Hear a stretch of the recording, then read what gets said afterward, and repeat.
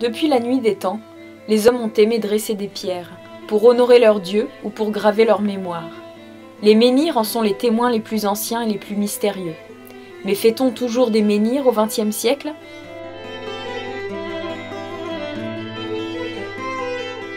L'IUT de Tours-Nord abrite en effet un des rares menhirs modernes dans son enceinte. En effet, depuis les années 70, règne la légende d'une curieuse sculpture en forme de menhir. Notre équipe en valorisation du patrimoine culturel s'est chargée d'en résoudre l'énigme. Excusez-moi. Oui, excusez-moi. Bonjour. Oui, on a eu une information à propos de menhirs qu'il y aurait dans votre université, mais on n'a toujours pas trouvé. Est-ce que vous pourriez nous indiquer la position de ces menhirs ? Oui, bien sûr. Il est dans le hall, là. D'accord, très bien. Vous pouvez nous y emmener ? Oui, merci.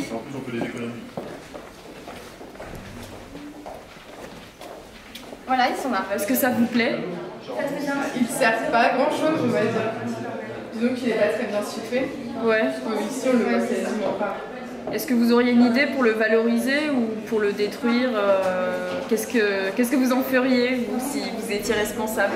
J'en ai bien mieux. Ouais, moi je le mettrais dehors. Oui, d'accord, dehors.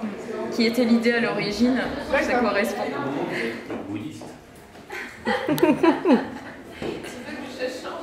Notre équipe se dirige vers le centre de documentation de l'IUT pour y interroger Christophe Stéphan, documentaliste. Est-ce que vous avez des documents concernant ces menhirs ? Alors personnellement je n'en sais rien, hélas. Et donc des documents, j'ai fait quelques petites recherches, mais absolument, enfin au centre de documentation en tout cas on n'a pas d'archives ou de documents relatifs à ces menhirs. Alors, si vous voulez, l'histoire des menhirs, c'est un petit peu disons qu'on a un petit peu des doutes sur l'origine exacte, parce qu'en fait, ils ont été installés là après la construction du bâtiment génie biologique. Vous savez que dans le cadre de construction, il y a toujours le 1% de la construction qui est consacré à un concours pour des jeunes créateurs. Il y a eu à l'époque un petit conflit entre l'artiste et le rectorat peut-être et le président d'université, mais sans doute avec le rectorat. L'artiste n'a pas signé son œuvre. Donc ce 1%, il a dû être financé, mais l'œuvre n'est pas dans les archives de l'université au titre du 1%. Donc pour l'instant, les menhirs restent là.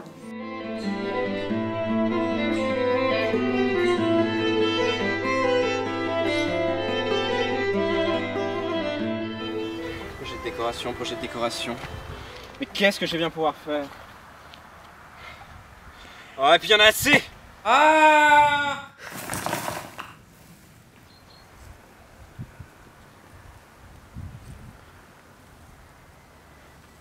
Mais qu'est-ce que cela? C'est assez intéressant, mais c'est ça qu'il faut que je fasse. Oui, c'est ça. Ohé, mon brave, venez, venez, approchez-vous.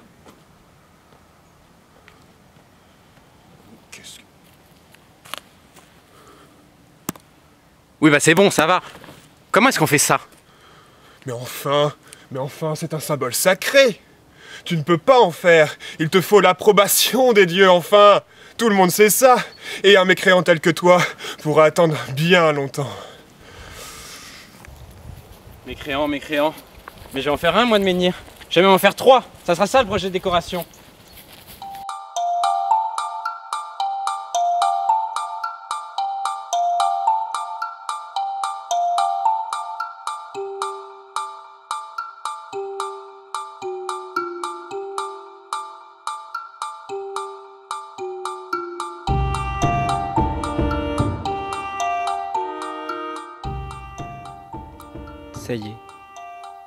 Ça y est, enfin terminé. Faut dire qu'avec le peu de moyens que j'avais aussi... Non, décidément non. Et puis, à quoi bon le signer?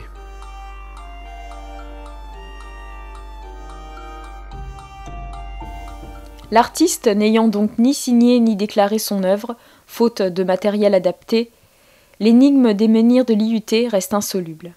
Comment donc valoriser un patrimoine orphelin et laisser pour compte Notre équipe envisage une restauration et une valorisation simple et efficace.